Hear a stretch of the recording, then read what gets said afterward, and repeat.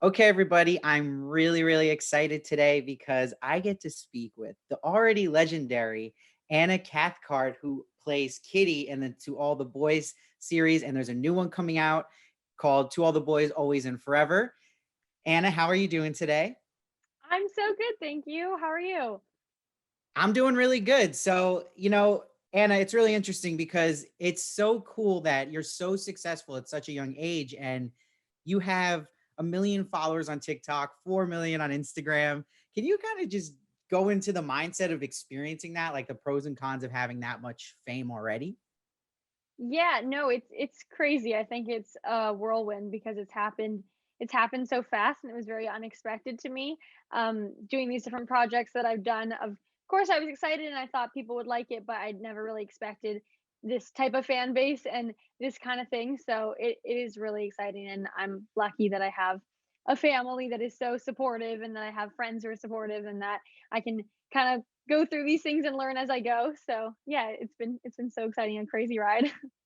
Yeah, no, that's really good to hear, and that you have such a good support system, which is so important. And I think what's really cool too is one of the my favorite quotes you had on record saying was that in the past you didn't really take acting lessons, but you grew up watching the Disney Channel and Netflix and kind of learned from that. I think that's a really encouraging thing, especially because we're all kind of in quarantine and there isn't really like acting classes in person going on. So, can you kind of just delve a little more into that process, like how that was, like watching and learning?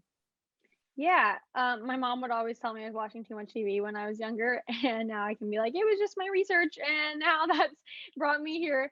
But it is crazy because I never really thought that I could do this as a career. Like, I was always a dream of mine when I was like in elementary school and I was little, watching TV, being like, that would be amazing to be there. But I never even thought it was a possibility. Like, in my mind, it was just as realistic as like being an astronaut. Like, I was like, that's so far out of reach. Like, it's very a distant dream.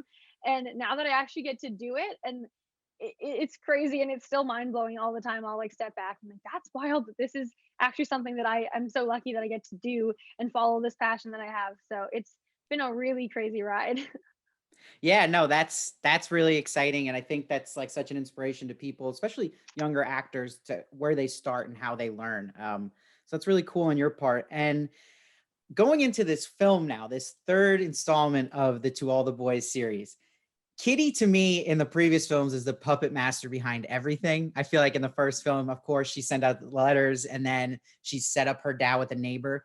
Can we expect in the third film any more of this puppet master behind the scenes of Kitty? Yeah, I mean, I think definitely a little bit, and she definitely likes to keep bringing up that Peter and Laura Jean's romance is all because of her, and she wants to make sure Laura Jean knows that. But something that's kind of exciting is she has her own little love interest and her own little storyline that we've never really seen Kitty in that light before, because she's always focused on other people's business. So that was really fun to play, and I think fans are really going to enjoy seeing her have her own little Peter in a way. So Sure, absolutely. That's really exciting to hear too. And I have to ask too, because you guys, right, you filmed the second film and the third film pretty close together. Was that kind of crazy transition and was that pretty stressful? it was really crazy. We shot them, yeah, pretty much back to back. I think something we would always just get confused of, like, did that one happen in that one? Or did that happen in that one? Because it all just is one big blob in our head. But it was so fun because we had like the momentum going, and we were all on a roll, and then we're like, we got to come back and do this again in like just a few weeks and do it all over. So it was really special, and it's so crazy that now it's over. It's so sad. Yeah, so that's what I was gonna ask. Was that like a very emotional on set, it being the last film? Did it have that different vibe to it? And what would you take away the most for your career from doing these films?